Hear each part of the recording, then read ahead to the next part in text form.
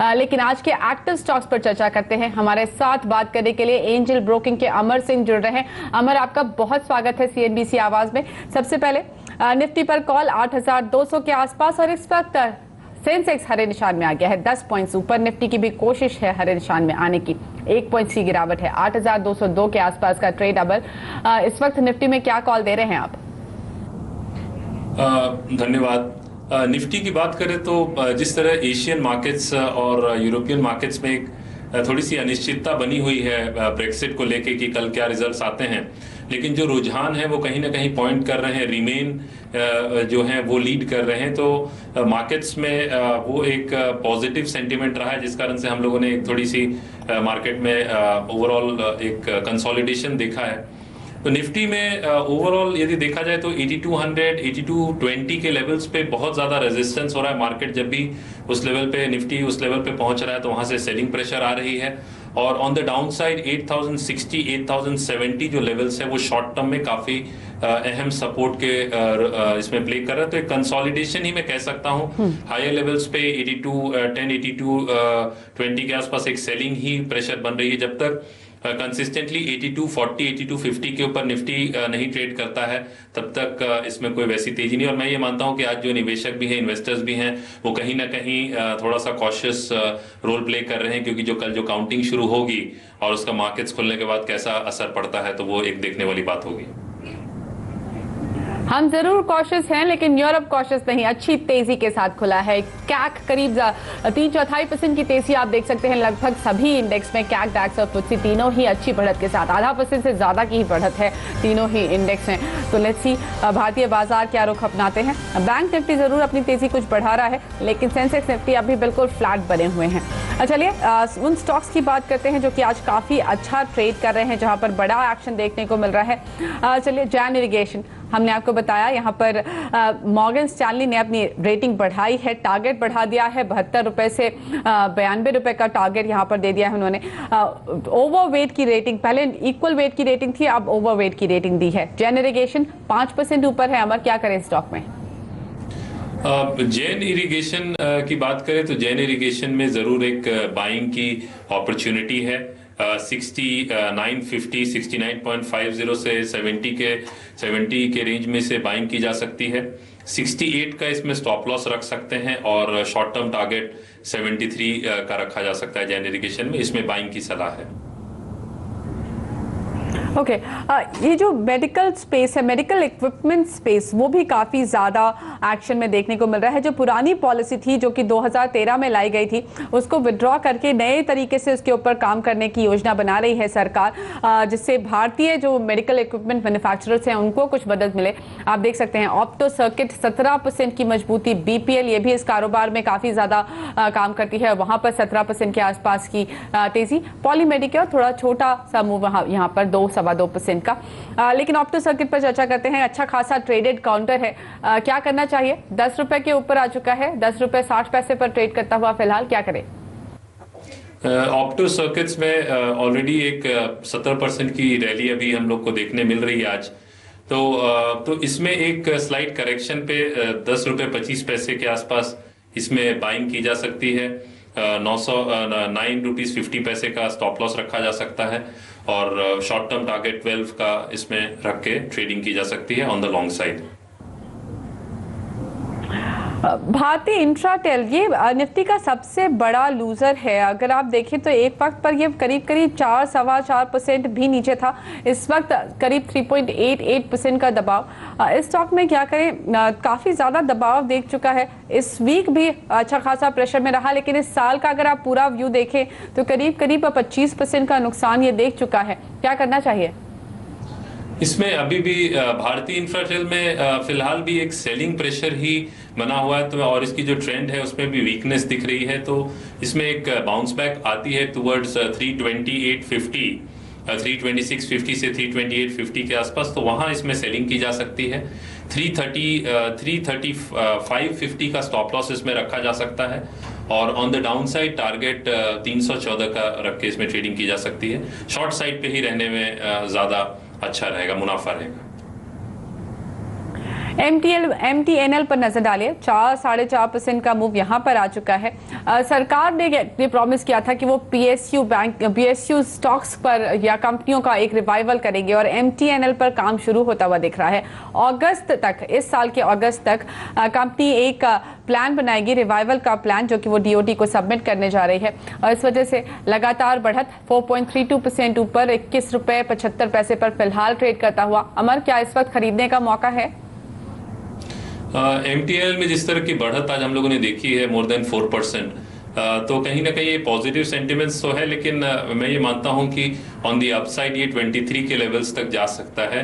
तो short term में वो एक लेवल मैं फिलहाल देख रहा हूं जहां मार्केट ओवरऑल होल्ड कर सकता है। तो यदि बाइंग करनी भी है तो एक स्लाइड करेक्शन टुवर्ड्स 2150 के आसपास या 21 के आसपास हो तो बाइंग करें। 23 का एक रेजिस्टेंस लेवल इससे मिलेगा।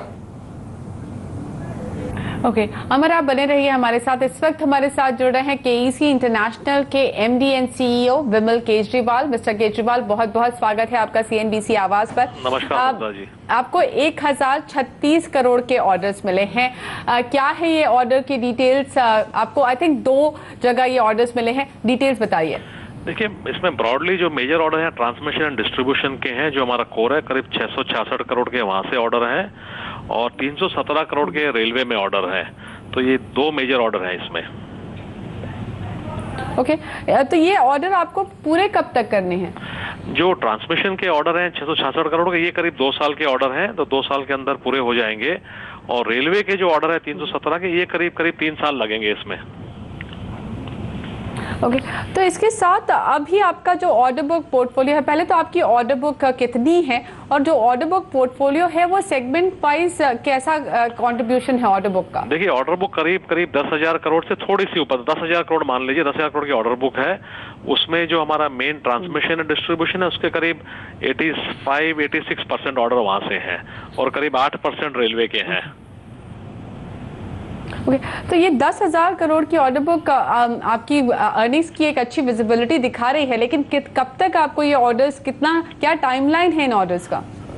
देखिए, जनरल में ये ऑर्डर कुछ तो इसमें काफी हद तक तो पुराने ऑर्डर हैं जो पिछले साल के हैं, तो करीब 12 से 15 महीने की आप टाइमलाइन ले सकते हैं इसको खत्म करने के लिए। ओके, तो इस वक्त आपके लिए क्या मार्जिन्स पर प्रेशर देख रहे हैं आप? क्योंकि ज्यादा तो नहीं, पर बेस मेटल्स प्राइसेस थोड़े ऊपर आने लग गए हैं। क्या सिचुएशन है मार्जिन फ्रंट पर? नहीं, मार्जिन फ्रंट पे वैसे कोई बहुत ज्यादा प्रेशर नहीं दिख रहा है। अगर आप हमारे मार्जिन देखें तो पिछले साल तो हमने 6 से 8% किए थे और इस बार 8.5 की बात कर रहे हैं। तो ऐसे कोई बहुत ज्यादा प्रेशर नहीं है मार्जिन पे, क्योंकि काम तो बढ़ रहा है। और दूसरा क्या हुआ कि कई सारे कॉन्ट्रैक्टर्स जो बहुत बढ़िया नहीं थे या जो दिक्कत में थे, वो कई सारे मार्केट से हट गए हैं। तो कॉम्पिटिटिव इंटेंसिटी थोड़ी सी कम हुई है, लेकिन बड़े कॉन्ट्रैक्टर्स के साथ में चल रही है। बट छोटे जो बहुत कम दाम में कोट करते थे, वो कई लोग निकल गए हैं मार्केट में से। ओके, ऑलराइट मिस्टर केजरीवाल, बहुत बहुत धन्यवाद समय निकालकर ये सारी बातचीत हमारे साथ करने के लिए। 10,000 करोड़ से ज्यादा की ऑर्डर बुक जो अगले 1 से 1.5 साल में लगभग पूरी करनी है। 8.5% का मार्जिन कंपनी यहाँ से आगे के लिए उम्मीद देख रही है। उन्हें लगता है इस मार्जिन पर वो कंटिन्यू कर पाएंगे। पिछले साल के मुकाबले वो करीब 101% का मार्जिन वहां पर बढ़ता हुआ देख रहे हैं। हमारे साथ अमर बने हुए हैं। अमर, KEC इंटरनेशनल अच्छा मूव देख रहा है, इस वक्त 5% ऊपर है, क्या करें? KEC इंटरनेशनल में मैं ये सलाह दूंगा कि इसमें थोड़ा सा अभी रुकना चाहिए, क्योंकि आज जो इसमें तेजी आई है, एक गैप अप इसमें ओपनिंग देखने को मिली है और हायर साइड में भी ये टेक्निकली बात करें तो 143-145 के आसपास एक इसमें रेजिस्टेंस लेवल है। तो फिलहाल मैं इसमें जो जिनके पास ऑलरेडी है वो प्रॉफिट बुक कर सकते हैं 142-143 के लेवल्स पे। फ्रेश बाइंग अभी मैं फिलहाल सलाह नहीं दूंगा इन लेवल्स पे। ओके, बाजार पर एक बार नजर डाल लीजिए, क्योंकि यूरोपियन बाजार का एक्साइटमेंट देखकर भारतीय बाजार भी थोड़ा ऊपर आने की कोशिश। 60 पॉइंट्स करीब सेंसेक्स ऊपर बढ़ गया है और निफ्टी करीब 13-14 पॉइंट्स की बढ़त के साथ फिलहाल कारोबार करता हुआ। बैंक निफ्टी अच्छा ट्रेड कर रहा है, 0.69%, ऑलमोस्ट 3/4% की बढ़त के साथ ट्रेड करता हुआ। अंबुजा सीमेंट अब टॉप परफॉर्मिंग है, 2% की बढ़त यहाँ आ चुकी है। सन फार्मा अपनी तेजी बनाए हुए है। टाटा मोटर्स कल स्लम्प देखने के बाद आज वहां पर अच्छी बाइंग दिखाई दे रही है। डॉक्टर रेड्डीज और येस बैंक भी टॉप गेनर्स की लिस्ट में शामिल। लेकिन चलिए हम ले लेते हैं यहाँ पर एक छोटा सा ब्रेक, आगे कुछ और एक्टिव स्टॉक्स पर चर्चा करेंगे। अमर बने हुए हैं हमारे साथ।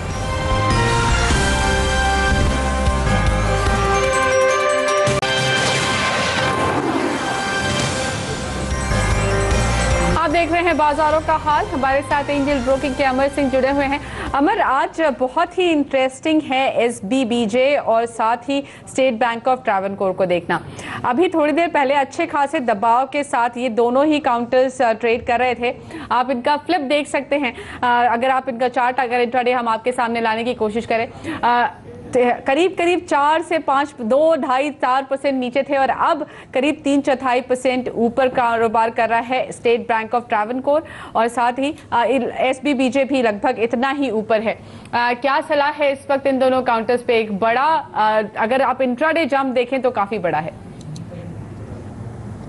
यदि स्टेट बैंक ऑफ बीकानेर जो जोधपुर देखें तो उसमें एक अच्छी खासी तेजी हम लोगों ने देखी है। 590 लेवल से अभी 620 के आसपास इसमें ट्रेडिंग चल रही है। और ट्रावनकोर जो है, स्टेट बैंक ऑफ ट्रावनकोर है, वो भी करीब 0.8% अप है। तो कहीं ना कहीं एक अचानक से इसमें जिस तरह से हम लोगों ने अभी निफ्टी और बैंक निफ्टी में एक रैली देखी, और बैंक निफ्टी में जो अभी रैली मतलब जो छोटी सी एक मूवमेंट अपसाइड की तरफ जो आज हम लोगों ने अभी तक देखी है, तो कहीं ना कहीं इन बैंक्स का भी एक पॉजिटिव रुझान रहा है।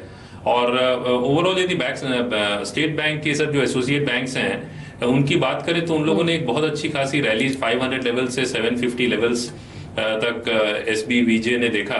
तो कहीं ना कहीं ये एक व्यू मार्केट में है कि ओवरऑल इनमें फिर से एक बाइंग आ सकती है। कुछ प्रॉफिट बुकिंग भी हम लोगों ने देखी, लेकिन आज लोअर लेवल से एक बाइंग फिलहाल दिख रही है इन मार्केट्स में। जी, ओके, तो शायद ये मार्केट को ही मिरर करते हुए नजर आ रहे हैं। अब 1% से ज्यादा की तेजी और भारतीय बाजार भी काफी कुछ संभल गए हैं। करीब 1/4% की तेजी के साथ सेंसेक्स निफ्टी कारोबार करते हुए। मिड कैप अब भी लाल निशान में है लेकिन बहुत फ्लैट है। लेट्स सी, शायद थोड़ी देर में हरे निशान में ये भी दिखाई दे। चलिए दूसरे स्टॉक्स की बात करते हैं जो आज एक्शन में है। यहाँ पर NTPC, क्योंकि ये पावर स्पेस का जो एक वो है, काफ़ी ज़्यादा दबाव देख रहा है, चाहे वो टाटा पावर हो, NTPC। और NTPC करीब 3% नीचे है। OFS का भी एक इम्पैक्ट है। क्या करना चाहिए NTPC में? NTPC में फ्यूचर्स, जून फ्यूचर्स जो है उसमें बिकवाली की जा सकती है 148.75 में, और 150 के रेंज में बिकवाली की जा सकती है NTPC जून फ्यूचर्स। इसमें 153 का स्टॉप लॉस रख सकते हैं और ऑन द टारगेट साइड 142 का लेवल देखा जा सकता है। ओके, आपको बता दें OFS में सरकार ने ये डिसीजन लिया है कि वो 2 करोड़ शेयर एम्प्लॉयज को बेचेगी 115 रुपए 90 पैसे के भाव पर, और आप देख सकते हैं इसका प्राइस काफी ऊपर है। चलिए अमर, आपसे इजाजत लेने का वक्त। बहुत बहुत धन्यवाद समय निकालने के लिए। लेते हैं यहाँ पर एक छोटा सा ब्रेक और ब्रेक के बाद इंडियन ट्रेडिंग लीग या फिर ITL का अपडेट लेकर आएंगे।